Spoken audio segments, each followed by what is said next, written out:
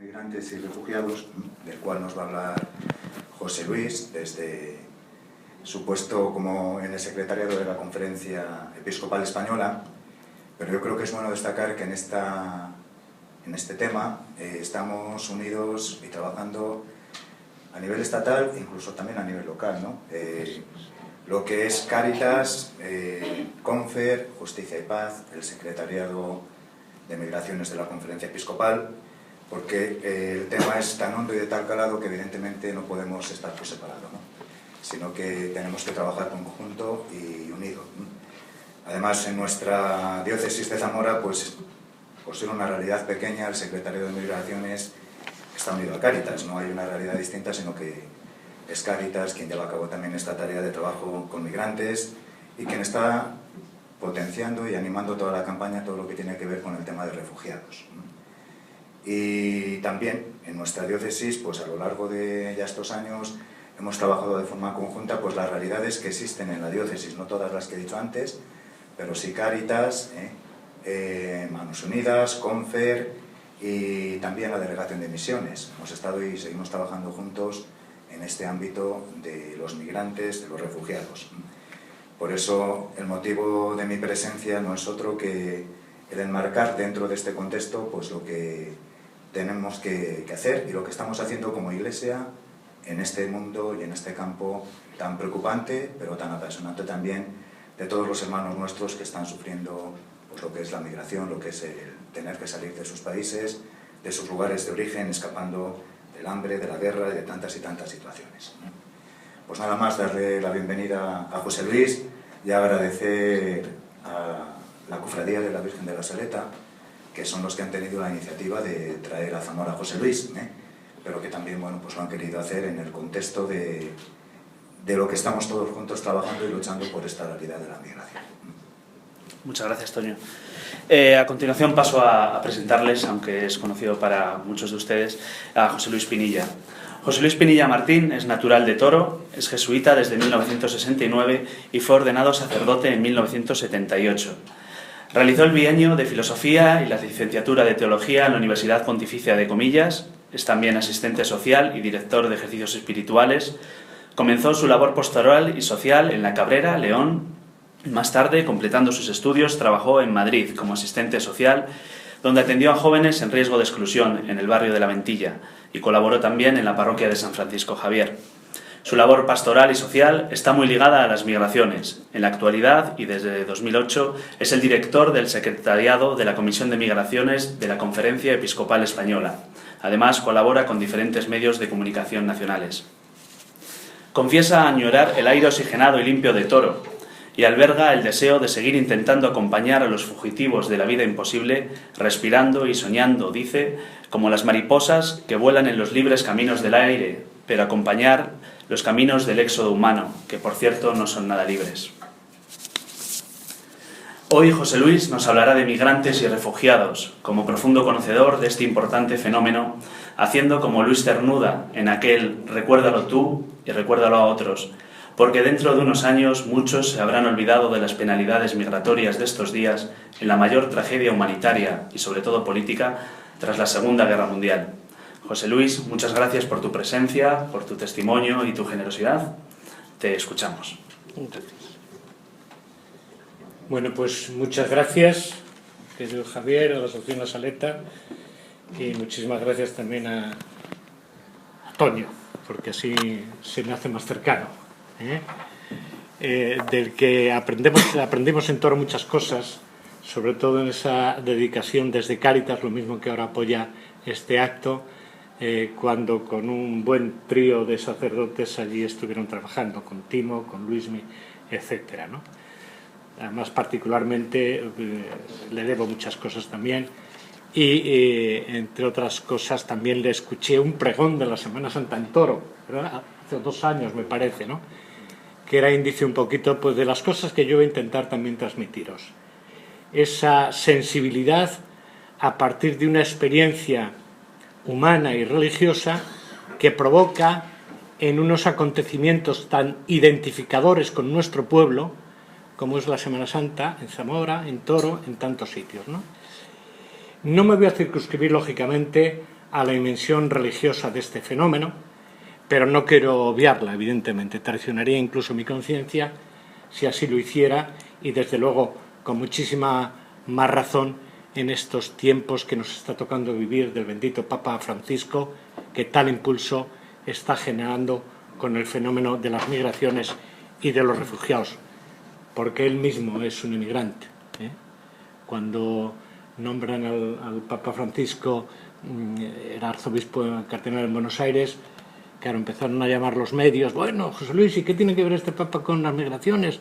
Venga, tenemos que hacer unas preguntas, unos reportajes. Yo, claro, entonces empecé a tirar de hemerotecas a ver qué relación tenía. Y os puedo decir que la realidad, la referencia del Papa Francisco con las migraciones ya le viene de sus épocas de Buenos Aires. Muchos de las denuncias, de las aportaciones pastorales, de los análisis que él hace, ya las vivía en Buenos Aires. Buenos Aires es la ciudad que él llamaba de los 1000 rostros. Y simplemente un detalle para que no se extrañe, porque ahora mismo el Papa habla de cementerio del Mediterráneo, habla de la vergüenza de Europa, arrojando a los hijos descartados. Un detalle nada más. Ojeando en la historia de este Papa, antes de ser nombrado pontífice, en su historia en Buenos Aires, me llamó la atención que 2 o 3 años antes de ser nombrado Papa, él como obispo de Buenos Aires pues va a celebrar la jornada de migraciones en Argentina, lo mismo que aquí en España la hemos celebrado el día 15, no sé en qué fecha fue allí en Buenos Aires, pero el caso es que 3 o 4 días antes hubo un incendio que en un local cerrado, escondido, donde 8 o 9 migrantes, víctimas de la trata laboral, víctimas de la indignidad hacia las personas, murieron abrasados. Como siguen todavía padeciendo muchos emigrantes en tratamiento injusto laboral por empresarios sin escrúpulos y por otro montón de gentes que no se dan cuenta que son seres humanos. Cuando el Papa Francisco se entera de aquel acontecimiento, 3 o 4 días antes de la jornada de migraciones, en vez de decir la misa en la catedral, ni corto ni perezoso, se desplaza a las puertas de aquel lugar donde habían muerto esos hijos emigrantes, algunos víctimas incluso de la trata y la explotación sexual, y allí delante de la puerta, en plena calle, tiene su homilía. Es una homilía totalmente interpeladora. Fue cuando empezó a utilizar, seguro que ya lo había hecho antes, palabras como las que luego formularía en muchísimas de los discursos y de las denuncias que hace ahora mismo ante la situación de la crisis humanitaria y política sobre los refugiados. Por ejemplo, caínes, vergüenza, explotadores, todas esas palabras que suenan tan duras en bocas de un papa, ya las decía él cuando estaba de arzobispo en Buenos Aires, porque le tocaba y le interpelaba a su propio corazón, humano y cristiano, la realidad de unos emigrantes que sin comerlo ni beberlo, simplemente porque querían un futuro mejor, fueron a morir en tierra extraña, encerrados en una especie de ataúd, que era aquel local cerrado porque no querían, tenían incluso las puertas cerradas para que no se marcharan de allí, porque no querían que se les escapara. Ese aspecto y esa sensibilidad es lo que yo quiero transmitir. Y ante esa sensibilidad, cristianos y no cristianos, tenemos que responder. Tenemos que responder. Por eso el título de la conferencia es Refugiados y migrantes, iconos que nos interpelan. Mirad, ante la realidad de las migraciones, en los medios que estos días me han preguntado cosas aquí en Zamora sobre el tema, he referido varias veces que la realidad de las migraciones está pasando por delante de nuestros ojos, muchas veces sin detenernos ante ellas. Es verdad que ha habido movilizaciones civiles, más que de la administración pública, ante el fenómeno de los refugiados, muy generosas, pero las convertimos muchas veces en noticia del periódico. En noticia ante la que pasamos una hoja, y es lógico que eso se haga, ¿no? Pero apenas dejamos que cale dentro de nuestro propio corazón lo que es la realidad que esconde o que transmite una figura de un tipo de inmigrante, cualquiera la que sea, ¿no? Entonces, si ante esa realidad de las migraciones, que las vemos o en los medios, o en la prensa, o en la televisión, no nos detenemos de vez en cuando y no pasamos de la compasión a la indignación y de la indignación al compromiso, esa interpelación queda en saco roto. O sea, la compasión y la sensibilización ante el fenómeno de las migraciones y de los refugiados tiene que llevarnos a una interpelación que provoque la actuación. Por eso me ha gustado mucho que Toño haya recordado la articulación de la acción de las 4 instituciones eclesiales que trabajan con emigrantes para poder dar respuesta cuando nos deje a esta realidad de los emigrantes que están deseando ser acogidos, reubicados, reasentados. Cuando nos dejen, pues ahí estamos dispuestos. Es decir, ante la realidad de migraciones hay que saber mirar, detener la mirada, posar lo que vemos en el corazón, no solamente en una noticia del periódico.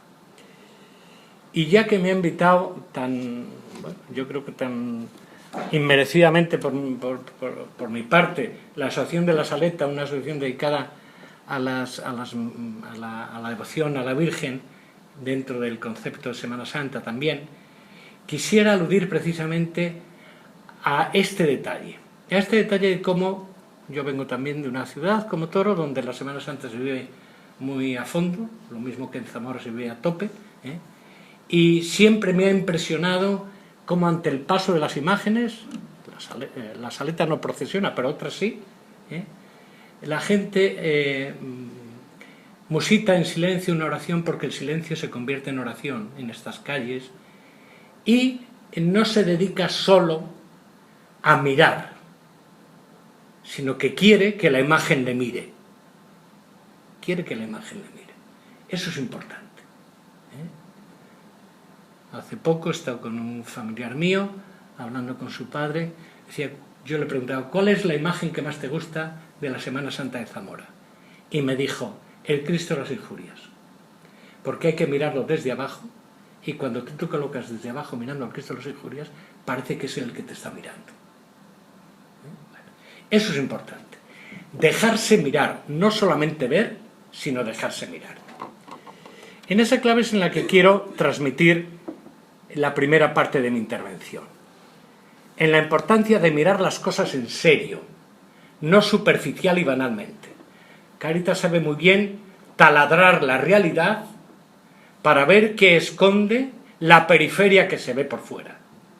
Hay que taladrar con nuestra mirada lo que esconde la realidad de la pobreza y del sufrimiento. Porque si no es un barniz que pasa por nuestras vidas, pero no nos conciencia, no nos interpela, no nos moviliza. La mirada es fundamental en las procesiones de Semana Santa y en las imágenes y en concreto también en el tema de las migraciones y de los refugiados. Y voy a hacer con ustedes, si me lo permiten, aparte de dedicar esta modesta intervención a la Virgen de la Saleta, que por cierto, cuando se decide promover su devoción, el obispo entonces de Zamora quiere que sean 3 lugares donde se difunda esa devoción. Uno es Benavente, el otro es Zamora y el otro es Toro, en el monasterio de Santa Sofía, de las Premonstratenses. Bueno, pues dedicada a la Virgen de la Saleta, yo también quiero mirar a los emigrantes como ella mira a los que sufren, a los descartados. Y desde ahí intentar situarles en algo que a mí me sucedió cuando en la ruta de los Balcanes, esta ruta de hace 2 años por donde empezaron a entrar los refugiados, yo estaba en los Balcanes, estaba en Croacia, estaba en Serbia, bueno, y resulta que estando en un monasterio ortodoxo, contemplando iconos no como el de las concertinas que veis en la pantalla, sino el otro, ese Pantocrátor, pues estando contemplando esos iconos, una palmada en el hombro, me dicen, José Luis, un montón de migrantes han sido descubiertos en un camión frigorífico, en una carretera de Austria, los han abierto y habían muerto todos asfixiados. En ese momento yo estaba en un monasterio, por cierto, un monasterio ortodoxo, en Dubrovnik, un lugar de unas grandes tragedias por la violencia y por la guerra, Y yo estaba contemplando imágenes como estas que tenéis en pantalla. Y en vez de dirigir mi petición a esas imágenes, mi oración se convertía: Señor, ¿qué me dices? O sea, ¿cómo puedo transformar tu rostro, el que yo estoy viendo ahora, como si fuera el rostro de esos niños, de esos padres, de esos adultos que han muerto asfixiados en un camión frigorífico tan lejos de su tierra, cuando añoraban precisamente todo lo contrario, ver la luz y la luna, la luz y la luna. Entonces caí en la cuenta de que los iconos están para esto que os decía al principio, porque son importantes no por lo que yo les digo, sino por lo que ellos me dicen. Había un antiguo padre general de los jesuitas, el padre Peter Hans Kolbenbach, un jesuita holandés, que cuando le preguntaron cómo oraba, él decía: yo oro delante de los iconos. Y le pregunta al periodista: ¿y qué les dice? Dice: yo no les digo nada. Entonces usted se queda mirando y le dice: no, me miran ellos a mí. Me miran ellos a mí. Y hay otro pasaje que quiero comentarlo también ahora, porque alude a lo que yo quiero insistir. Hay un escritor uruguayo muy famoso, Eduardo Galeano, que murió hace poco, que en un pasaje de uno de sus libros, no sé si es en Las Bocas del Tiempo o en otro similar, narra el momento en que un padre quiere llevar a su hijo a conocer el mar. Y atravesan, él va narrando el itinerario, que desde el interior de su tierra, cruzando montañas, caminos, etc., llegan en un momento determinado al mar. Y cuando llegan al mar, ese espectáculo impresionante, que tiene muchas señales de infinito, ya sabéis que Machado, cuando habla del mar, está hablando de la trascendencia. Bueno, pues cuando el padre y el hijo, imaginaos al niño pequeño agarradito de la mano a su padre, y contemplando por primera vez el mar, la escena, la narra muy bien Eduardo Galeano, dice que se produce un silencio asombroso. Se han quedado mirando el mar y no dicen ni una sola palabra. El niño, agarradito a la mano de su padre, le mira, ve como el padre mira al mar, y el niño le dice: papá, enséñame a mirar. Enséñame a mirar. ¿Veis? Esta es la mirada que la Iglesia quiere ante el fenómeno de los empobrecidos y ante el fenómeno en concreto de los refugiados. Queremos ayudar y enseñar a mirar en profundidad las cosas. La imagen en las playas europeas del cadáver de un niño de Ailán, hoy día se están repitiendo. En los campos helados de Europa, porque no es solo la tierra europea la que está helada, sino el propio corazón europeo. El alma europea está congelada. Entonces, ¿cómo taladrar con nuestros ojos la mirada de esos acontecimientos? ¿Cómo hacer que no nos detengamos en lo que estamos viendo exteriormente, sino cómo profundizar? Dios mío, enséñame a mirar para saber, preguntarme viendo estas cosas, primero, ¿por qué suceden? ¿Cuáles son las causas? Si no merece la pena embarcarnos más que en paliar los efectos de la crisis, en evitar sus causas. Y así, etcétera, etcétera, etcétera, etcétera. Es decir, convertir nuestra solidaridad inmediatista, compulsiva, en una solidaridad estructural que analice las causas y ponga remedio a las causas. Porque la campaña de este año, lo sabe muy bien Toño, de las jornadas de migraciones, vertebrada sobre los menores migrantes vulnerables y sin voz, lo que está intentando evitar es que no se produzcan ninguna foto más de niños aislanes por toda Europa o por ningún sitio del mundo, y desde luego por Estados Unidos muchísimo menos, a pesar del muro innoble y cruel que han situado las nuevas autoridades de Estados Unidos. Por eso lo primero que hay que hacer, a mi entender, ante las realidades de migraciones es mirarlas en profundidad. Dejar que ellas te digan, no responder inmediatamente: es que no cabemos, es que nos roban el trabajo, es que somos muchos. Primero déjate mirar. Primero déjate mirar por ellos. Y después hablamos y dialogamos todo lo que quieras. Pero primero vamos a dejarnos empapar por la mirada. ¿Ustedes han visto la mirada de los niños inmigrantes? ¿Se han detenido alguna vez? Luego haré un ejercicio con ustedes de cómo describo yo la mirada de los niños inmigrantes. Eso es lo primero que tendremos que hacer entre todos. Y para muestra basta un botón. Tienen ustedes ahí en pantalla una fotografía preciosa, ¿eh? Una fotografía que nuestra mirada contempla también extasiada, como la de ese padre con ese niño contemplando el mar por primera vez. Estéticamente merece la pena, es un atardecer, un mal calmado, etc. Pero si sabemos mirar esa realidad, es decir, si ahondamos la perspectiva de nuestro enfoque, a lo mejor lo que descubrimos es esto. Es la misma escena, la misma. En la anterior borré intencionadamente una patera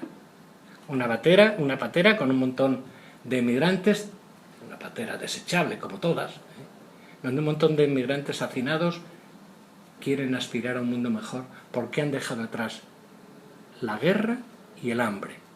Y las dos cosas matan, matan las bombas y mata el hambre.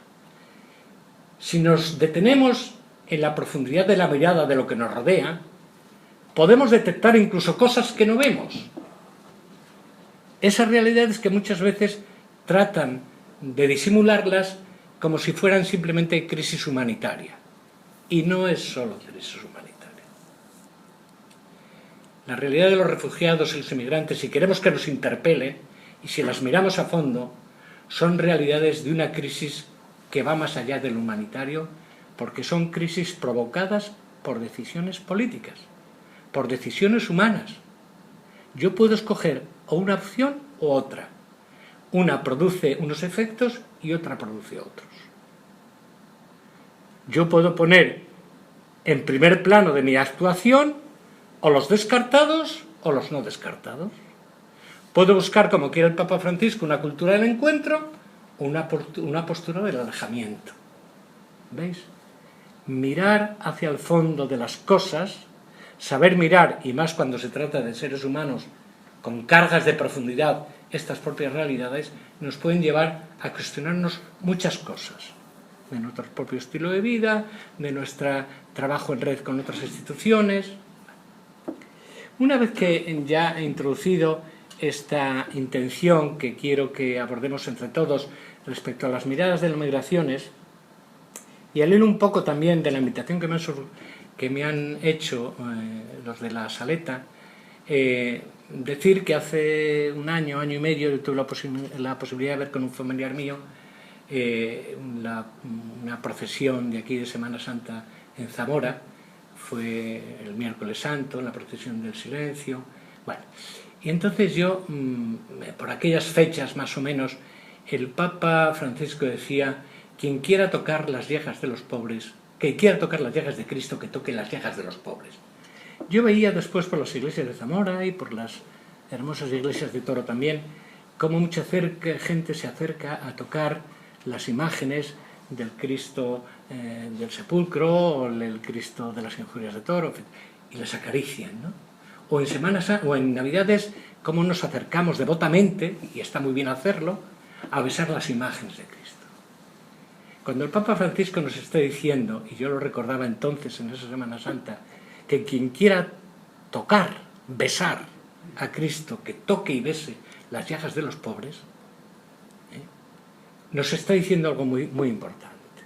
Es decir, si tú quieres tocar la realidad de la migración, tienes que dejarte empapar por ella, como sea. Luego veremos las fórmulas que puede haber, que son muchas más de las que creemos. Si quieres tocar a Cristo, toca las llagas de los pobres. Eso fue lo que a mí me movió en la última visita que me ha tocado hacer al norte de África. Hice una ruta acompañado por el delegado de Cádiz, saliendo de Tarifa, donde arriban las pateras, y donde hay un lugar en el cementerio cuidado por la iglesia, donde se entierran a los emigrantes que mueren sin que nadie vaya a recoger sus cadáveres, y lo único que ese espacio eclesial contiene son los restos de personas cuyo único letrero es poner la fecha en que fueron encontrados, ni siquiera sabemos su nombre, iniciando ahí con una oración mi ruta hacia la antesala de las migraciones hacia España en el norte de Marruecos, hacia la sala de espera, diríamos. Hice la ruta por Tánger, Mequinas, Rabat, etcétera, hasta terminar en Nador, es decir, desde un lado de la valla, la de Ceuta, hasta el otro lado de la valla de Melilla. ¿A dónde voy?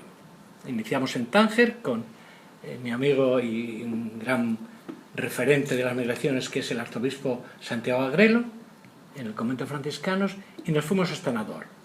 Cuando llegamos a Nador, Nador es el lugar del otro lado de la valla de Melilla. En la exposición maravillosa que han montado esta buena gente hay varias fotos de la valla de Melilla y de la valla que divide Nador, que es la ciudad marroquí, de Melilla, ciudad española. Cuando yo llegué a Nador y empecé a hablar con la gente de Cáritas y de la Delegación de Migraciones de Nador, empezamos a diseñar un plan de ayuda y de respuesta. Estábamos diseñándolo y de repente una monja, las monjas siempre están en los sitios más difíciles, las mujeres nos llevan mucho la delantera en estos casos, llega corriendo: José Luis, Esteban, don Santiago, un salto a la valla, un salto a la valla, un salto a la valla. Inmediatamente dejamos todo lo que estábamos allí organizando y pergeñando como posibilidad de colaboración. Nos fuimos todos corriendo a poder auxiliar a los que estaban asaltando la valla.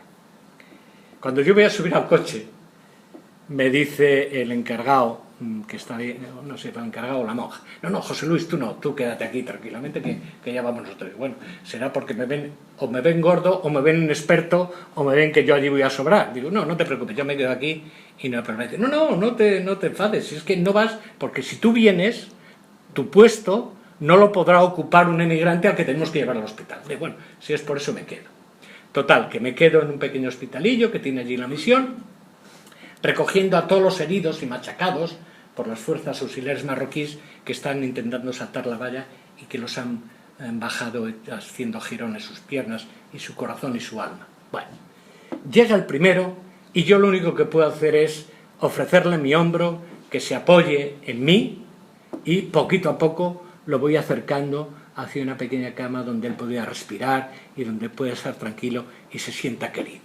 Bueno, cuando al final de ese día yo vuelvo a Tánger y me meto por la noche en la capilla franciscana, una capilla donde hay que entrar descalzo, pero no solo de los zapatos, sino descalzo del alma, y me pongo a repasar lo que ha sido ese día.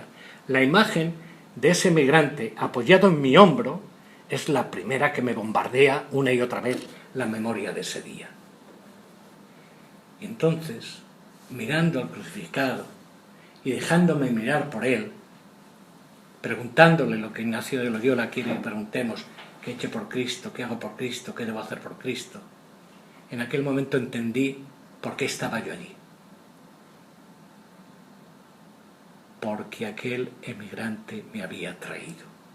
Quiero decir, yo entendía que no era yo el que llevaba al emigrante sobre mi hombro, era él el que conducía mi vida, era él el que conducía mi existencia, era él el que estaba dando sentido a mi vida, como muchas veces hacemos ante la Virgen de la Saleta u otras imágenes.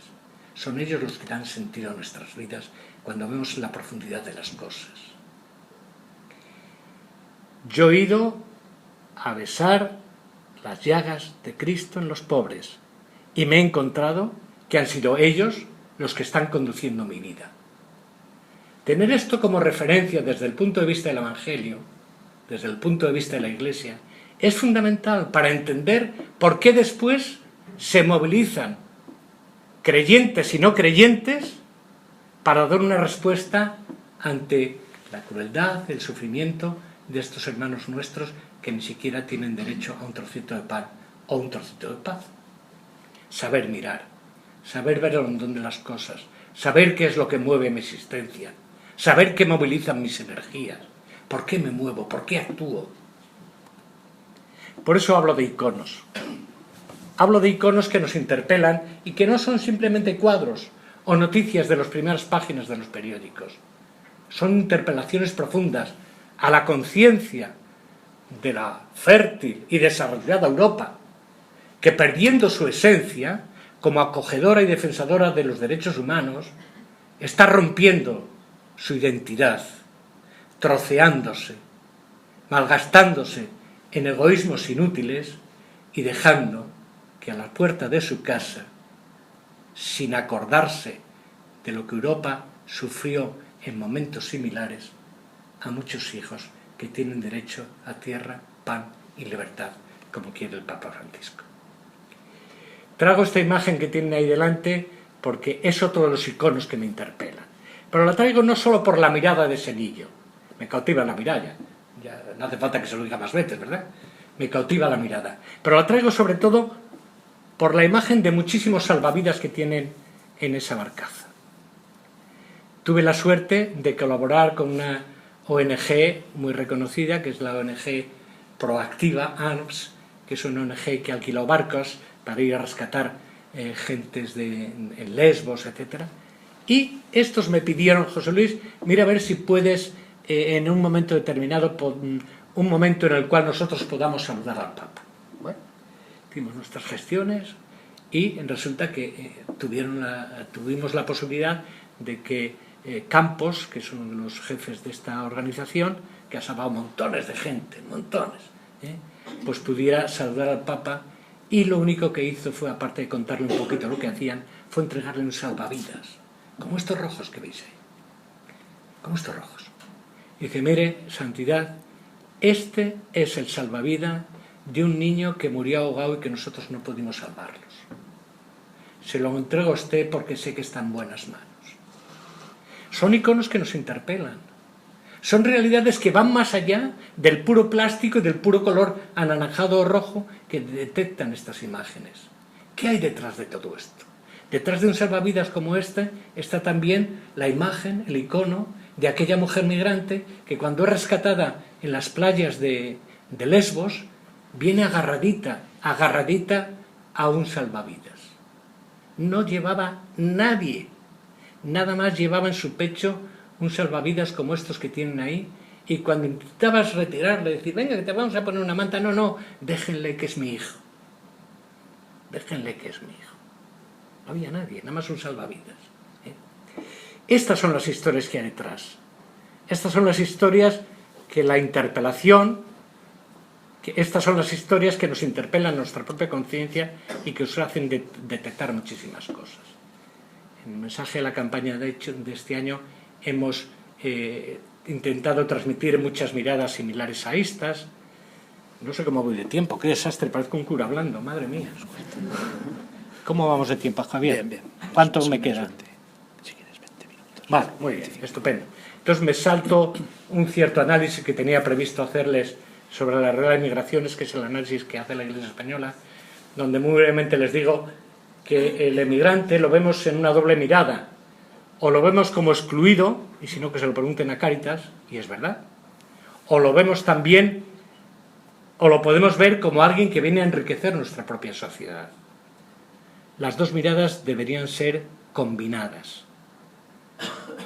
El emigrante como excluido, Iglesia servidora de los pobres, pero el emigrante ante quienes la Iglesia en su conjunto ha dicho una y mil veces, lo que pasa es que estas cosas no salen en los periódicos, de que ya va siendo hora de que la sociedad española reconozcan lo mucho y bueno que la emigración ha hecho por nuestra sociedad. Ya va siendo hora, porque ellos no son causantes de la crisis, sino que son víctimas de la crisis. Eso no lo ha dicho el obispo, ni dos, ni tres, ni una comisión, lo han dicho todos los obispos firmados por ellos. Entonces, la doble mirada ante la migración conviene que rescate la mirada de lo que ellos nos aportan. Y les pongo un ejemplo muy rápido y termino pues con este análisis rápidamente. Un ejemplo muy rápido. Yo estoy en Madrid, cuando puedo, y resulta que a las 5 de la mañana, a las 4 de la mañana, si los emigrantes se quedan en huelga, los emigrantes de Madrid, 800.000, 1 millón, entre los irregulares y no irregulares, entre los sin papeles y los sin papeles. Si a las 5 de la mañana paran los emigrantes, entonces todos los mercados mayoristas de Madrid quedarán hipotecados porque todos los que descargan en la madrugada o en las horas más altas de la noche las mercancías para llevarlos a los mercados minoristas son emigrantes. Se produciría una extorsión grande. Pero avanzamos más. Si a las 8 de la mañana, de 5 a 8, todos los emigrantes en Madrid pararan, muchísimas madres no tendrían con quién llevar a sus hijos. Porque la conciliación laboral de los dos miembros del matrimonio que están trabajando impide que alguien lleve a su niño a la escuela. O les produciría muchísima extorsión. ¿A quién se ha acudido muchas veces? A inmigrantes. Españoles es muy difícil encontrarlos en estas claves. Seguimos. Si a las 12 de la mañana, fijaros, 5 de la mañana, 8 de la mañana, 12 de la mañana, pararan todos los inmigrantes que hay en Madrid, muchísimos de nuestros abuelitos no tendrían quienes les sacaría en su carrito de ruedas. O muchísimas de nuestras abuelitas no tendrían quien sostuviera su cuerpecito y los paseara un poquito mientras iban contando la historia de su niñez a una mujer que les escuche.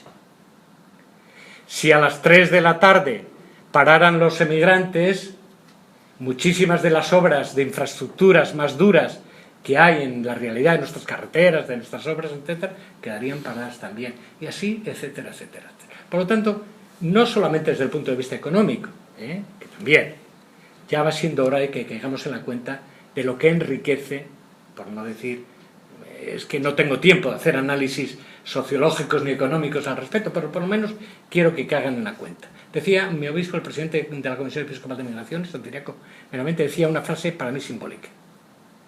A los emigrantes les hemos entregado lo mejor que tenemos. Y diréis, claro, el trabajo, el sueldo, les hemos entregado lo mejor que tenemos. ¿Y qué es lo mejor que tenemos? Nuestros hijos y nuestros abuelos. Bueno, datos que no voy a detenerme, y menos estando delante aquí del sabio de Cáritas sobre la migración en Zamora, pero vayamos a una de las imágenes que en este tiempo quisiera dirigirme hacia ustedes para que comprendieran cómo los iconos traducen nuestra propia sensibilidad en una especie de compromiso. Pensando, pensando en ustedes, precisamente en esta realidad que estamos aquí viviendo, traje como icono ante el cual yo me he puesto delante para ver qué es lo que me decía, uno de los iconos, paso de todos estos, que son, como veis, muy llamativos, miles de aislanes en las playas de Europa, comparación entre la emigración española en el 39 y los refugiados sirios del 2015, escenas similares, distintas culturas, manos de migrantes en Calais, en el paso de Francia a Inglaterra, quemadas o destrozadas por piedras por ellos mismos para que no puedan detectar las huellas de identidad y no puedan devolverlos a sus lugares de origen. A esta gente les hemos robado incluso su propia identidad, que se la han borrado, no la quieren tener. Bueno, ante todas estas imágenes que estamos viendo, barcazas en Australia y en Malasia, donde la gente los abandonan en barcos en medio del mar y les tiran las alimentaciones desde los helicópteros, el tren de la frontera mexicano y norteamericana. Por cierto, por si acaso no lo saben, Donald Trump, el actual presidente de Estados Unidos, es hijo de una emigrante escocesa que cuando llega a Estados Unidos, en su visado le preguntan: ¿usted viene aquí por mucho tiempo? Quiero quedarme toda mi vida. ¿Y usted en qué va a trabajar? De criada. Bueno, lo dejo ahí, por si acaso. Bueno, invernaderos, las patronas, icono que nos interpelan. Un niño encontrado en una maleta a la hora de pasar por una de las fronteras españolas, porque su padre el sueldo no le llegaba por 100 euros para poderlo traer en regulación familiar. Y entonces se les ocurre traerlo en una maleta, y que cuando la abren, el niño lo único que dice: "Je suis Adu". No, yo me llamo Adu. Me hice con esta fotografía una camiseta porque no quería que esta foto se me olvidara y que quedara pegándose a mi propia piel, para saber lo que uno siente asfixiado en una maleta, encogido, con miedo, con poquitos años. Y las comparaba con los de mis sobrinos.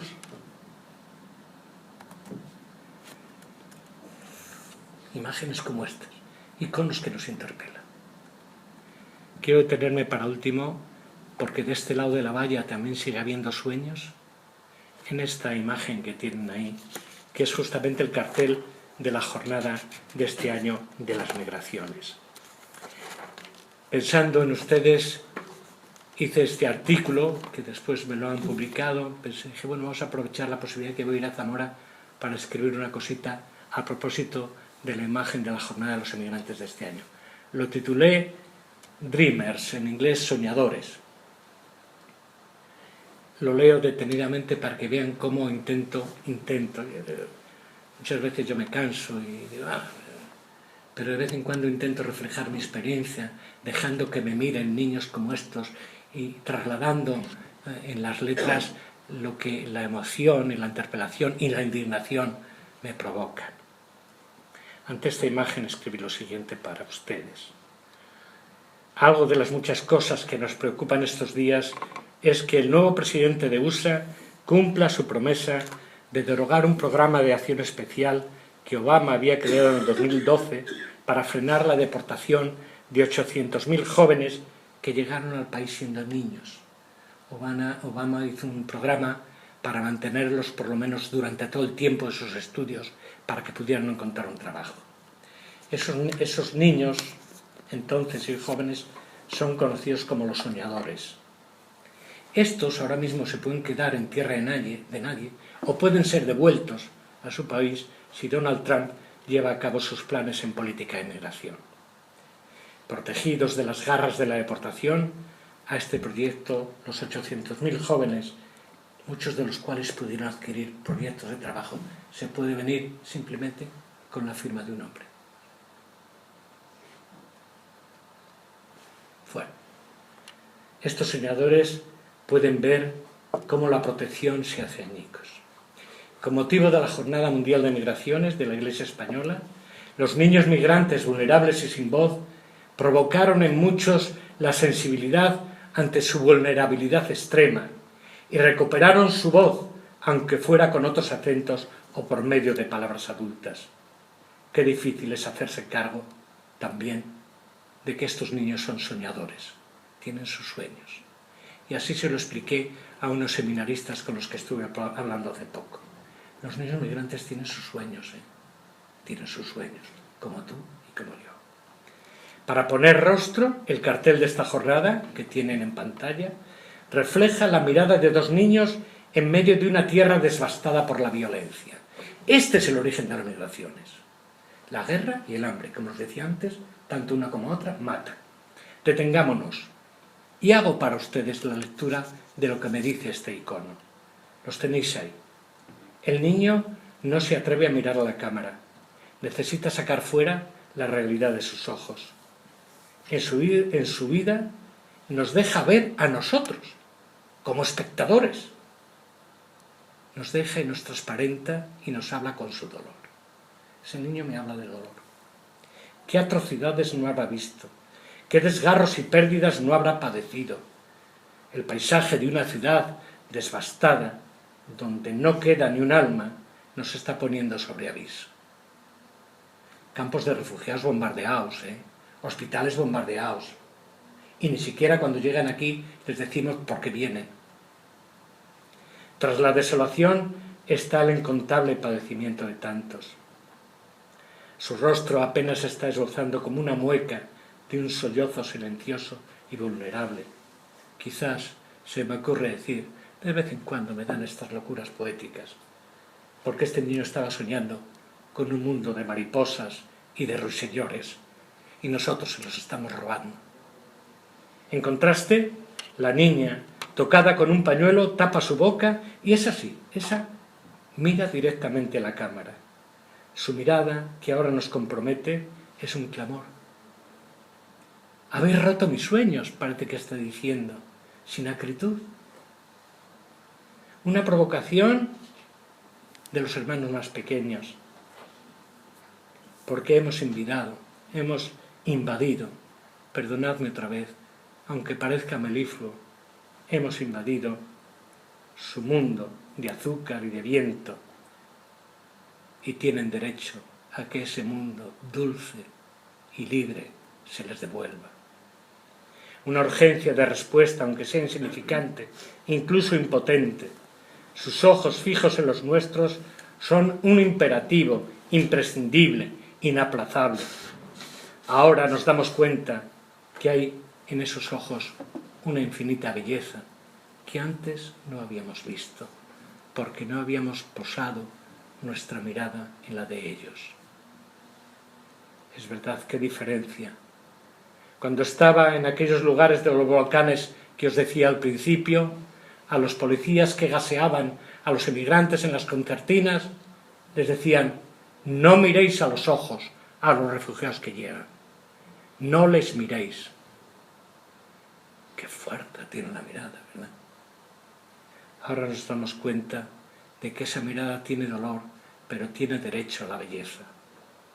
Una insondable dignidad que nos apremia a extender la mano y a implicarnos, ahora o nunca. Ayer ya fue tarde, hoy ya es tarde, ahora o nunca. Yo quiero recoger sus ecos con vosotros y contaros historias, sucesos, familias, nostros, rostros, personas, donde el corazón igual al tuyo late, donde tienen derecho a ver la misma luna que vamos a ver tú y yo. Podría estar noches y noches contándoos, y vosotros también seguro, cuando estéis cerca de los pobres, me referiríais historias incontables de hijos de Dios y hermanos nuestros que están deseando que alguien simplemente les escuche, o al menos le pregunte: ¿quién eres? ¿De dónde vienes? ¿Por qué saltas la valla? En vez de recoger los maltrechos y sin identificarlos, pasarlos al otro lado de la frontera. ¿Quién eres? ¿De dónde vienes? ¿De qué huyes? Ni siquiera preguntarles. El último icono que quiero transmitir para ustedes es precisamente uno similar al de esta jornada. Este que tienen es el cartel de la jornada del año pasado de las migraciones.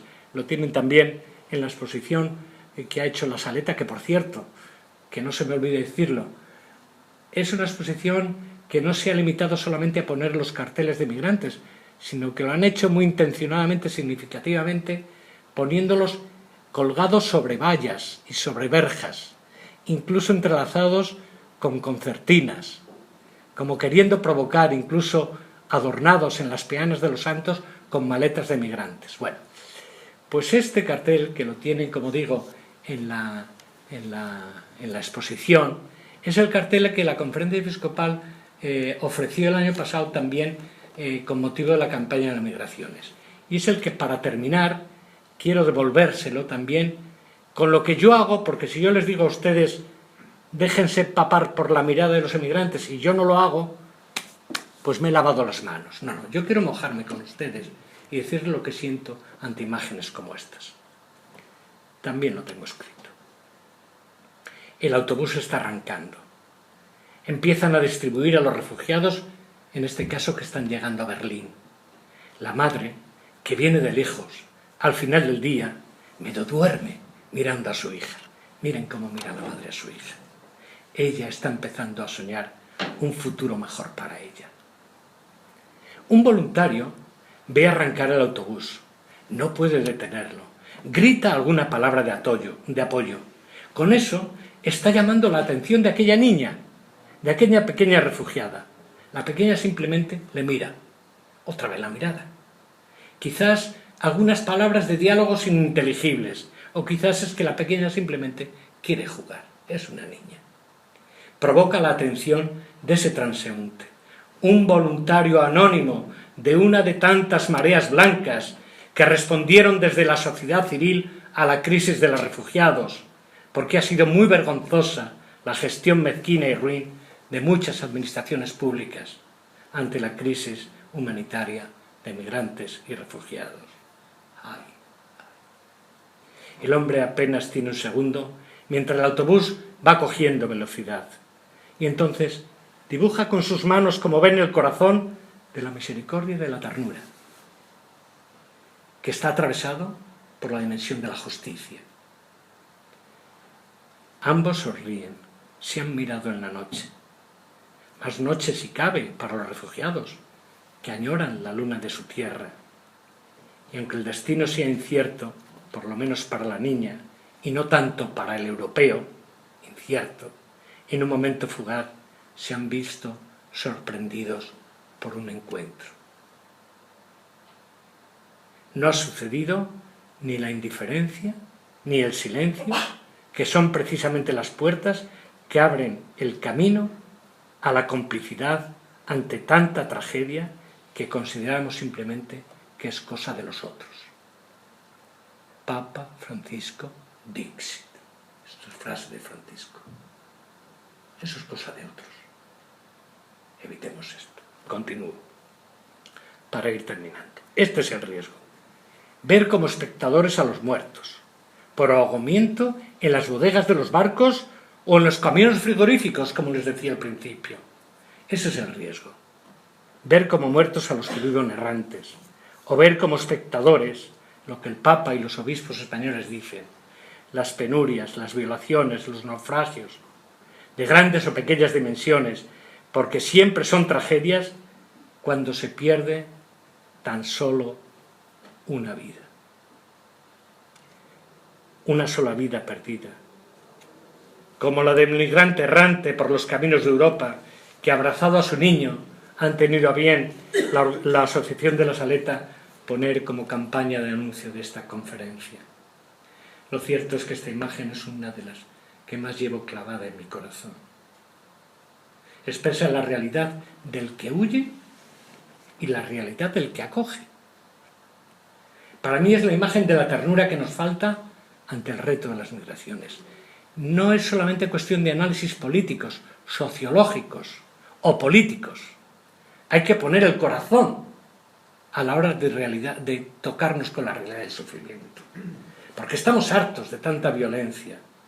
Violencia legal, física, psicológica, mediática, cuando a veces estigmatiza la conducta colectiva de unos pocos como si fueran todos iguales. Entonces surgen, intencionadamente, palabras como avalancha, amenaza, terrorismo. Cuidado. Es obvio que el mundo de hoy necesita también ternura, sufrir con. Estamos tan acostumbrados ya a la rutina de las malas noticias, de las atrocidades más grandes, que es necesario redescubrir verdades tan sencillas que no necesitan teología subida de ningún tono, como que Dios es Padre y que el otro es mi hermano, que existe la misericordia, que la crueldad no es el camino, que la condena no es el camino, que articular la justicia en favor de los más desfavorecidos es la principal urgencia de la sociedad y, por supuesto, de la Iglesia. La justicia que nace de la fe moviliza nuestras conciencias y hace que activemos también la ternura. La opción entre la cultura de la ternura y la injusticia de la violencia se ha hecho hoy infinitamente más dramática, porque estamos, como dice el Papa Francisco, en una guerra silenciosa y a plazos. Qué bonita definición. No es ni la tercera, ni la cuarta, ni la quinta guerra mundial. Es una guerra permanente y a plazos. Es necesario activar la ternura. Quizás sea necesario comprobar que tú y que yo, que es cierto que ignoramos, y si no, recordad cuál es la imagen de Cáritas, que en mi corazón tengo inmensas reservas de ternura. Y no me importa que esta sea una palabra sin prestigio. Lo dijo un poeta, no precisamente católico, Mario Benedetti. Tengo ternura y me siento orgulloso de tenerla. Volvamos al encuentro, a la fotografía. Los obstáculos de la diferencia de edad, una madre, una niña, un adulto, se han diluido. Han sido derribados con dos gestos bien sencillos. Dos gestos bien sencillos. La sonrisa de una niña y el corazón que el voluntario ha sacado de su propio pecho y lo ha convertido en signo de acogida y de hospitalidad con dignidad, todos con derechos. Paraguas y lema que Cáritas, Comisión Episcopal de Migraciones, Justicia y Paz y Confer lo tienen como lema de su actuación con emigrantes. Todos con derechos, todos con dignidad. Y en este caso han aprovechado el instante. Y en este instante se hace un pequeño milagro que está cambiando el mundo. Es que no puedo, es que no sé. Un simple gesto. Mientras tanto, la niña sigue golpeando la ventana para llamar la atención.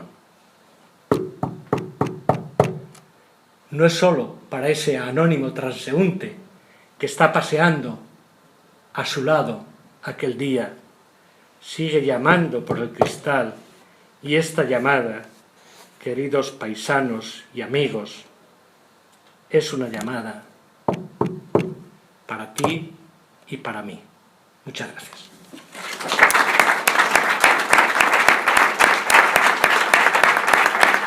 No sé si hay previstas preguntas. Yo estoy a tus órdenes. Muchas Bueno, gracias. saludamos a los dos sacerdotes nuevos que han venido, que no tuve oportunidad de hacerlo, al doctor Seminario y a mi amigo Juan Cantagente, más o menos, ¿no? Que sabe mucho de migrantes también, ¿eh? Muchas gracias, José Luis. No sé si alguien tiene o quiere hacer alguna pregunta al ponente, es el momento de intervenir. Si no, pues damos por finalizado. Sí. Veo dos manos preguntadas y yo antes de entrar le dije a una persona que me hiciera esta pregunta para quedar bien. No crees que es verdad, ¿eh? Son estas dos que no están preparadas. Venga, cuando quieras. ¿Ha escuchado usted las críticas que está recibiendo el actual gobierno local acerca de las ayudas hacia las entidades eclesiásticas? ¿Qué es lo que usted piensa? Perdón, es que no te he entendido bien la pregunta. Si eres tan amable de repetirla. ¿Ha escuchado usted sobre las críticas que está recibiendo el actual gobierno local acerca de las ayudas hacia las entidades eclesiásticas? ¿Qué es lo que piensa? ¿Te refieres a críticas de la autoridad local de aquí de Zamora? ¿Es a eso? Es que no sé a qué Sí. críticas te refieres. El gobierno Sí. está recibiendo críticas de la prensa o de los ciudadanos por las ayudas que está concediendo a las entidades eclesiásticas. De aquí de Zamora. Es que no conozco la situación concreta de aquí. Sí, No, se refiere ha salido una noticia en prensa recientemente donde aparecían las subvenciones que reciben entidades sociales de carácter religioso, pero vamos, las subvenciones son por el servicio que se presta a nivel social. Entonces salió una noticia criticando que había un alto porcentaje de las ayudas que las organizaciones que las recibían pues eran de carácter católico, pero... Bueno, yo no te, vamos, yo te meto aquí a Toño, que sabe más de la situación local, pero ¿tiene algo que ver con migraciones la negación de estas ayudas? En parte sí, porque yo lo que quería saber es si estas ayudas que está recibiendo la Iglesia o las entidades eclesiásticas son parte para estos movimientos de refugiados. Sí, claro. Pero ¿qué es lo que usted piensa? ¿Qué puede decirnos sobre eso? Perdona que no te conteste, yo te contestaría con mucho gusto, pero es que la situación local en concreto de Zamora no la conozco. Toño seguro que la conocía mucho mejor que yo. Yo creo que ha surgido una polémica un poco estéril, ¿no?, en la prensa estos días, que motivada no sé por qué intereses, pero que ni el propio ayuntamiento ha dado crédito, incluso lo ha desmentido y ha dicho que no hay nada que ocultar, ¿no? Es decir, este ayuntamiento y todos los ayuntamientos tienen conciertos o subvenciones con entidades para distintos fines. En concreto, en el ámbito más cultural, pues hay una subvención que el Ayuntamiento de Zamora da a la Semana Santa y una subvención que el Ayuntamiento tiene de acuerdo con el Obispado y con la Diputación para la apertura de templos. Evidentemente eso favorece y ayuda al turismo, ayuda a la creación de empleo, etcétera, que no vamos a entrar. Y después hay unas subvenciones más de carácter social que el Ayuntamiento da a Cáritas y a los menesianos, en concreto, como entidades de iglesia, porque hay otras entidades a las que también se le dan subvenciones. Y son subvenciones que están justificadas porque en concreto yo te hablo desde Cáritas, y el otro día estaba hablando con la concejala y no, sin ningún problema, ¿no? Son subvenciones para el centro de acogida que nosotros tenemos y son subvenciones para ayudas de emergencia. Entonces, yo creo que se ha pretendido crear una polémica como que se ayuda a la Iglesia. No, se está ayudando a la sociedad. Y la Iglesia, como está presente en la sociedad, tiene tanto derecho como otras entidades a recibir parte de los dineros públicos, ¿no? Y después te decías, ¿esas ayudas repercuten en los migrantes? Pues yo te hablo desde Cáritas. Las ayudas de urgente necesidad que el Ayuntamiento nos concede, como concede también la Diputación o otras entidades o de carácter privado, pues claro que estamos ayudando a muchas personas migrantes, ¿no? Pero también te insisto, al menos desde Cáritas, y creo que antes lo ha dicho José Luis, no hacemos distinción entre producto nacional y producto inmigrante, todos son hijos de Dios y hermanos, y cuando viene a nosotros alguien es una persona a la que acogemos y si necesita ayuda, se le da. Como sabes, en el tema yo puedo complementar por la política más nacional. Sabéis que la vicepresidenta del Gobierno, Soraya Sáenz de Santa María, nos recibió al director de Cáritas, a Rafael del Río, al secretario general de la Conferencia Episcopal, José María Gil, y a mí, a propósito de cómo articular la acogida a los refugiados. Lógicamente, como podía ser de otra manera, nosotros nos pusimos a la disposición de las administraciones públicas, nacionales, autonómicas, locales, para todo lo que quisieran. Lo que sucede es que el gobierno, este gobierno en concreto, a la hora de la reubicación y reasentamiento de los refugiados que están viniendo, provenientes de la guerra de Siria, etc., le ha encargado esa acogida a 3 instituciones civiles, que son ACCEN, la Asociación Comisión Católica de Ayuda a Migrantes, es Cruz Roja y es CEAR. Entonces, bueno, lo que pasa es que, claro, esas 3 grandes asociaciones que son muy buenas, son muy potentes, pues aunque sean muy buenas no tienen toda la capacidad de acogida para recoger a los 17.000 que se ha comprometido el gobierno a recoger, de los cuales solo han llegado 900, y evidentemente pues ahí está la Iglesia articulando, como decía muy bien Toño, las posibilidades de acogida cuando sea posible, porque claro, para que un refugiado o un emigrante venga, necesitamos el permiso del gobierno para que pueda atravesar nuestras fronteras. Pero quiero decir más, y eso lo sabe muy bien Toño, que es el coordinador de las Cáritas de Castilla y León también, lo sabe perfectamente. Mirad, en el tema de la acogida y del asilo a los reubicados y reasentados, no me voy a meter ahora en disquisiciones jurídicas, lo importante no es solo darles techo y cama, eso es relativamente fácil, quiero decir. Perdonad que hable en estos términos, no es fácil nada, pero esto es lo más fácil. Pero en la acogida del refugio del migrante no es solo dar techo y pan. O sea, si tú recoges al emigrante y al refugiado, hay que promover políticas de integración social, educativas, sanitarias. No se pueden hacer recortes sanitarios hacia los emigrantes y otro montón de cosas más. Bueno, ¿qué quiero decir con eso? Que la acogida a los refugiados y a los emigrantes no es solamente dar techo.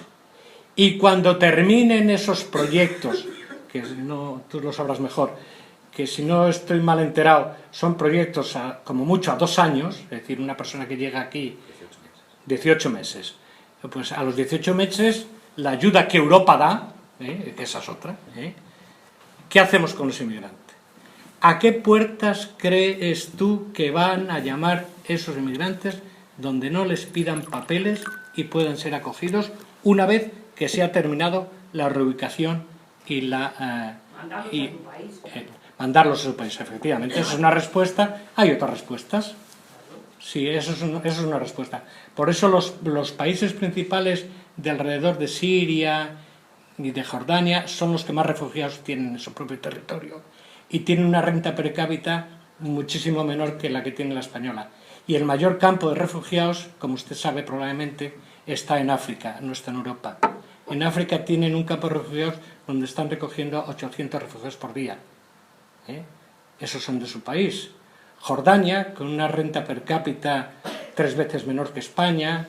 Líbano está soportando una entrada de refugiados 1000 veces mayor que España. España ha recogido a 900 refugiados. Estos países tienen 500.000, 600.000, 700.000 refugiados. Entonces yo creo que entre todos tenemos que intentar solucionarlo. al hilo de que usted me pregunta, que le agradezco lógicamente la pregunta, es decirle que la política, no la política, sino el deseo de la Iglesia para abordar el fenómeno de las migraciones es acudir al origen. Es decir, las migraciones forzosas provienen o por el hambre, como he dicho antes, o por la guerra. Los españoles tuvimos que salir por la guerra. Y a mí no me hubieran gustado que al llegar a la frontera de Francia me hubieran dicho: ¿usted por qué viene a Francia aquí? No, es que yo vengo de un país en guerra. No, vuelva usted a su país. A mí no me hubiera gustado. Pero bueno, aun dicho eso... Bueno, claro que no son igual, eran guerras muy diferentes. Pero al hilo de eso, lo que le quiero decir es que, digo, huyendo de la guerra, no digo de la guerra, huyendo de la guerra, me da lo mismo una guerra de un carácter que otro, caso que es una guerra. Bueno, pero lo que le quiero decir es que políticos, instituciones y personas intentan atacar el fenómeno de la migración, y los políticos lo dicen muchas veces, acudiendo al desarrollo en los países de origen, que es lo que yo intuyo que iba con su pregunta.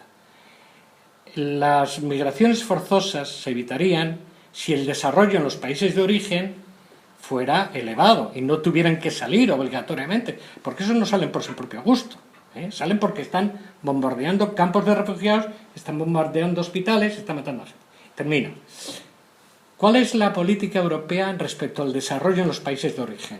En concreto, la cooperación española ha bajado a los mínimos que había, es decir, ahora prácticamente muy poca. Y en Europa también pasa por el estilo. Segundo, no hay que olvidar, yo ahora mismo tengo un móvil, lo tengo aquí. ¿Usted sabe por qué funciona este móvil? Porque tiene una batería que está confeccionada por el coltán. El coltán solo se produce en el Congo.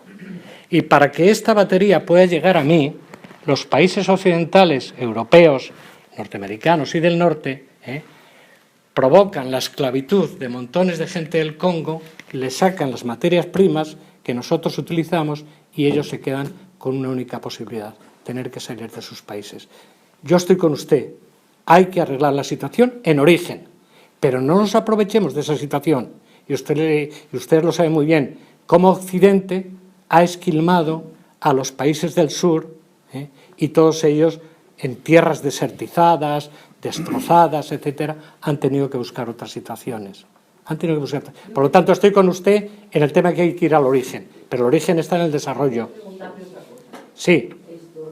Yo no sé si le he contestado, pero ya lo siento, si no... Sí. Usted sabe que todos los que vienen son la mayoría, vienen muy poquitos de otra religión. Por ejemplo, los latinoamericanos. Eso, estamos hablando ahora mismo de que estamos con los que vienen de Siria, de Libia... 4 millones de migrantes latinoamericanos católicos. Pero han marchado muchos, han vuelto muchos a su país. Ahora estamos hablando de estos, los que están viniendo, que son los que ustedes dicen que vienen en los barcos y... No, yo no lo digo. La mayoría de ellos son musulmanes. Le quería decir, ¿ha leído usted, oído lo que ha dicho el imán de Londres, que es también inmigrante? ¿No se ha enterado de lo que ha dicho el imán de Londres? Sé lo que ha dicho el imán de... El de Londres, concretamente. Yo conozco el de España porque colabora mucho con nosotros en la ayuda a los refugiados musulmanes. ¿Quién? El imán, el que coordina todos los imanes de España, lo conozco. No, yo le digo el imán de Londres. Ese no lo conozco. Ha hecho unas declaraciones a un periódico londinense o por allá. Y vamos, le aconsejo que las entere. Y más luego le voy a decir... ¿Pero qué ha dicho? Porque no sé lo que ha dicho. ¿Qué es lo que ha dicho? Pues que va... No lo sabe nadie, Pues que va a denunciar a España hasta Estrasburgo por las procesiones que tenemos que hacen de menos a los musulmanes. Y además aquí... No, ahí tenemos al delegado de Región Popular que le puede aclarar mucho. Quiero decirle, esto dice que le da mucha pena de los emigrantes... No, lo dice Jesucristo, no yo, Sí, también, pero de otra manera. Esto, porque dice San Pablo, que primero los nuestros. Eso lo dice San Pablo. Creo que no, hacia todos, pero primero los nuestros. San Pablo, sí, lo dijo. Bueno, vale. ¿Cuál es la pregunta? La pregunta, por favor.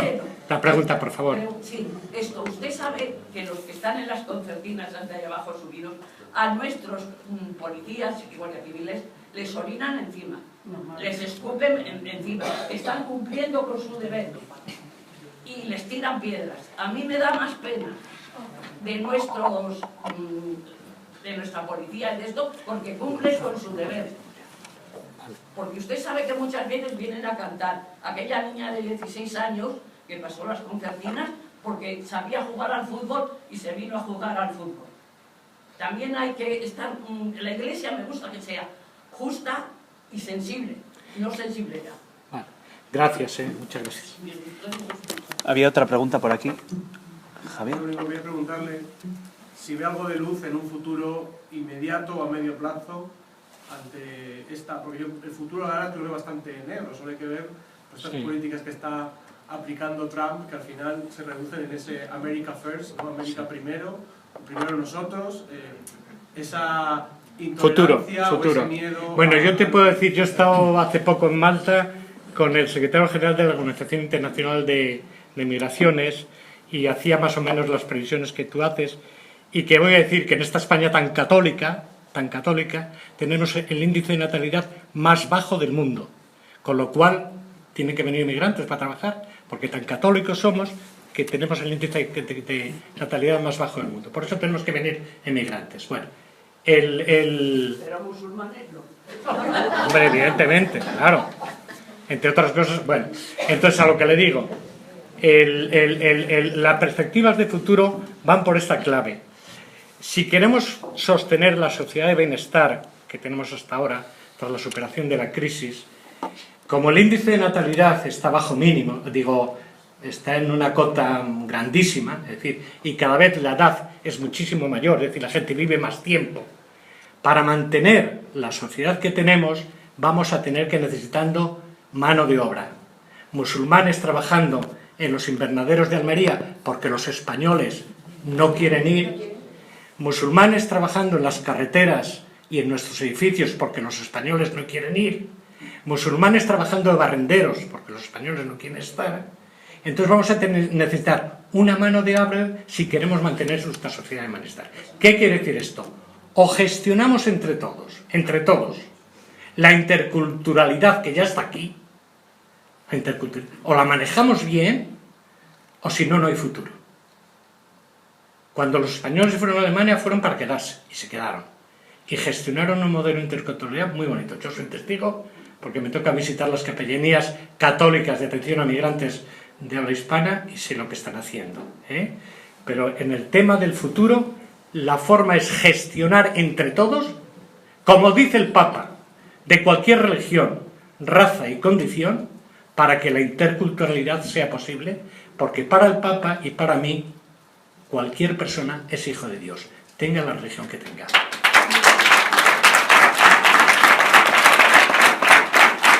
Por aquí, David.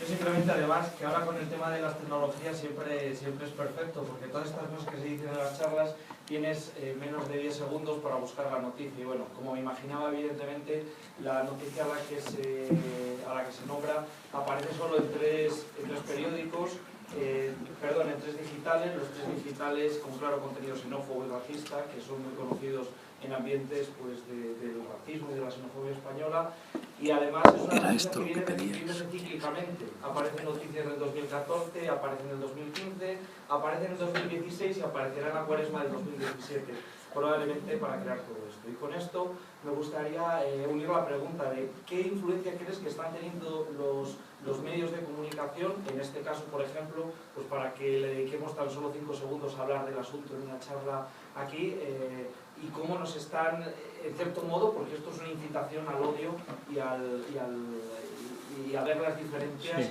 en el hermano, ¿no? Como se ha mencionado en todo el mundo de la charla. Bueno, por mi trabajo tengo la posibilidad de conectar con responsables de distintos medios, etcétera. Yo sé de periodistas, de periódicos importantes, de todo tipo, que narran noticias referentes a las migraciones, en su crudeza, en su realidad, pero que luego cuando llegan a publicarse los titulares, que es lo que normalmente a la gente leemos a primera vista, no tiene nada que ver con la noticia que están.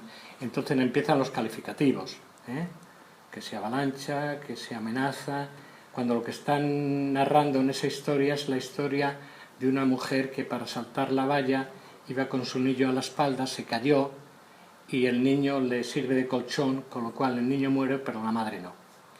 Entonces, cuando narran esas historias y tú titulas amenazas, avalanchas, nos invaden, etc., pues hay una responsabilidad muy grande, también decir lo contrario.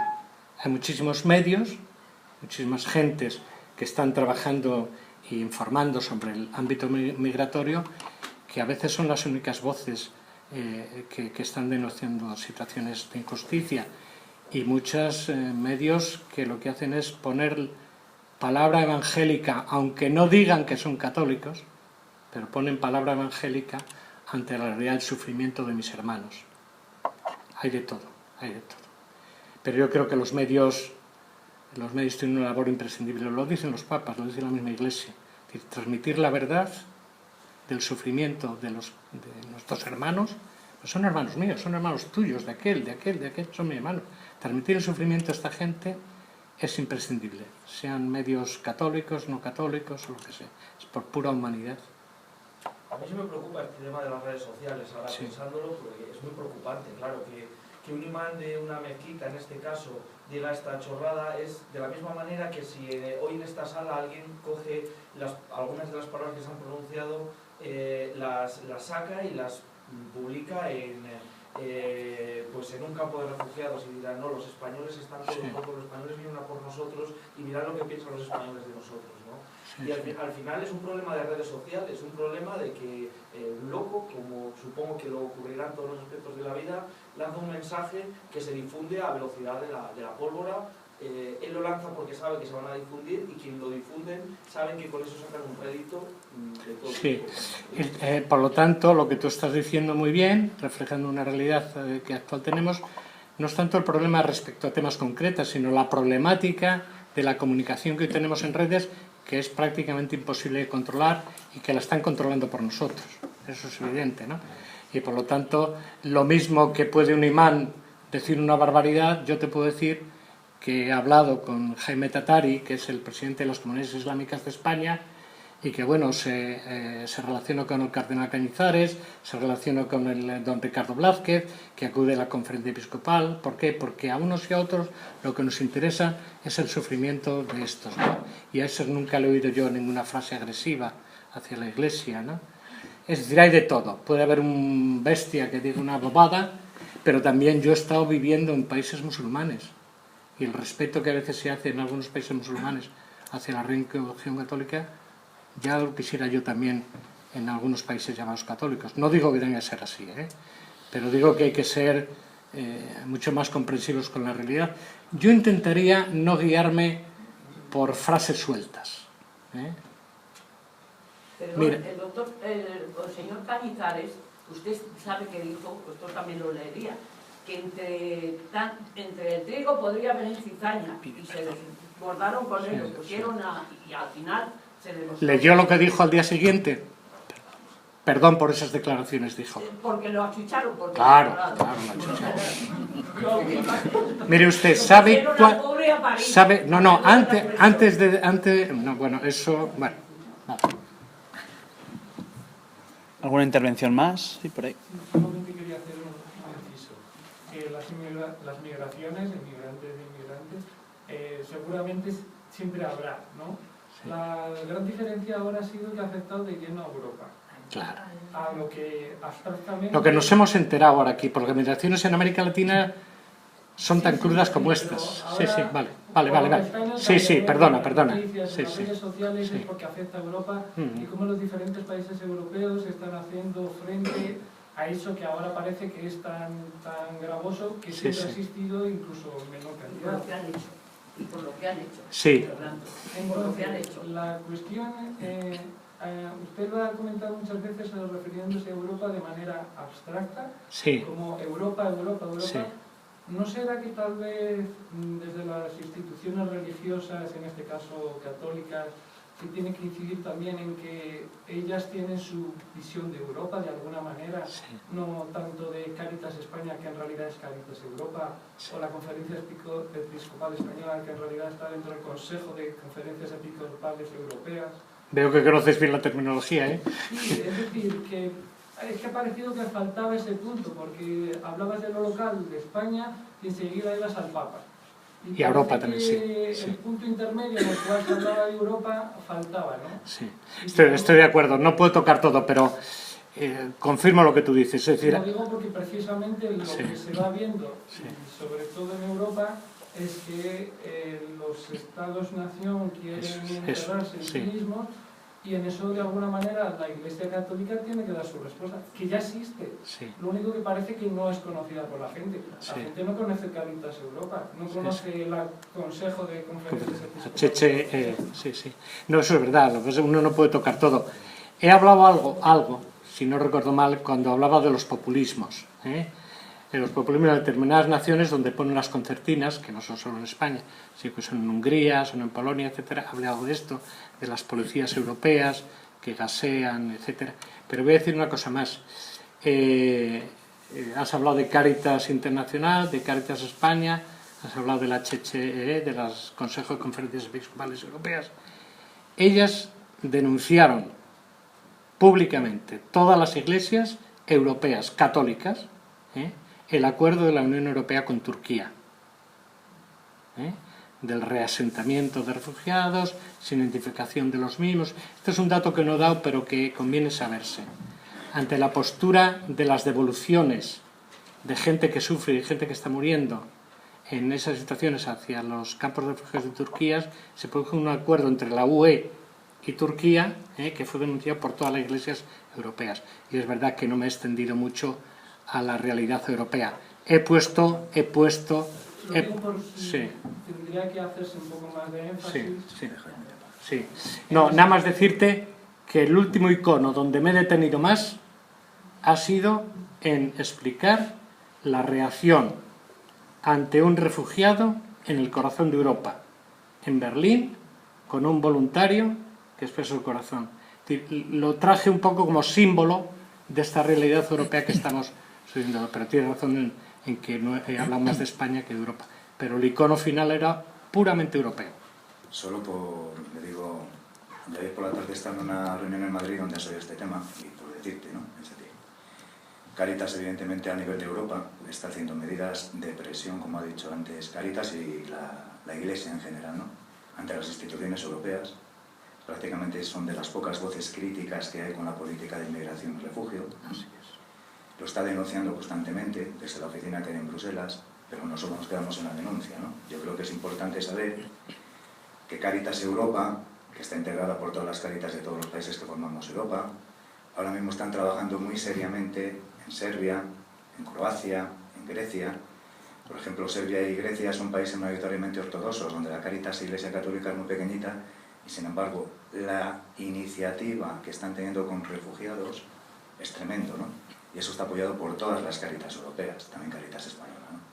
Con lo cual, están trabajando directamente con los refugiados, y están trabajando también en Líbano, en Jordania, también incluso en Siria, en Turquía, es decir, un trabajo a pie de calle, tocando a los refugiados, y un trabajo de denuncia muy importante en las instituciones europeas. Sí, solamente lo comentaba porque a veces se pierde, cuando se sale de los Pirineos parece que es otra cosa, cuando en realidad ya existe ese quórum, ya hay esa participación.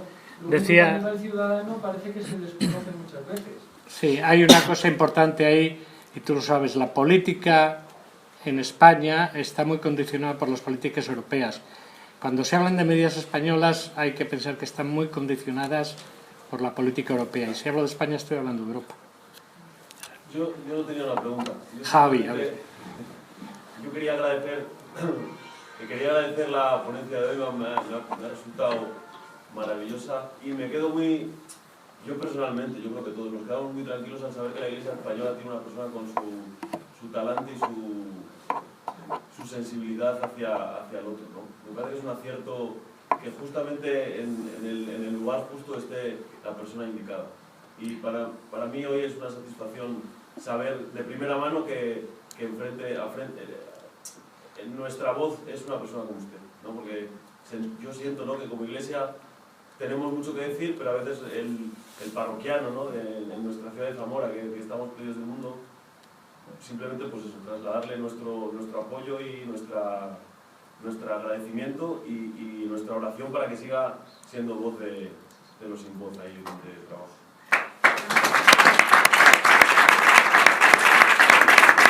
Está hablando uno de Miseri, como sabéis, que recoge mucho el sentir eclesial. Yo soy testigo de cómo misioneros seglares vicencianos, apoyados en este caso también un poquito, muy poquito, por la Comisión Episcopal de Migraciones, están haciendo una labor muy bonita, están empezándola con los emigrantes españoles y latinos en Alemania, y quiero reconocerlo también. Y nada más decir, esto que hace la Iglesia, no yo, es gracias a personas como como todos ustedes.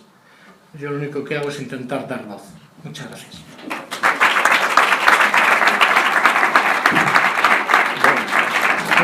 Bueno, por la parte de la Asociación de la Virgen de la Saleta, agradecerles fuertemente la asistencia y su participación en la conferencia de hoy, y a José Luis agradecerle la deferencia, la generosidad de haber aceptado nuestra invitación. A todos los que no hayan asistido a la exposición Somos Migrantes, la tenemos en el claustro del Seminario San Atilano hasta el día 2, y agradecer también a Toño el testimonio y la cercanía de Cáritas. Nos sentimos todos en la Iglesia Cáritas Diocesana, y desde luego desde nuestra Asociación de la Virgen de la Saleta nos ponemos a disposición de vosotros para colaborar en lo que se necesite.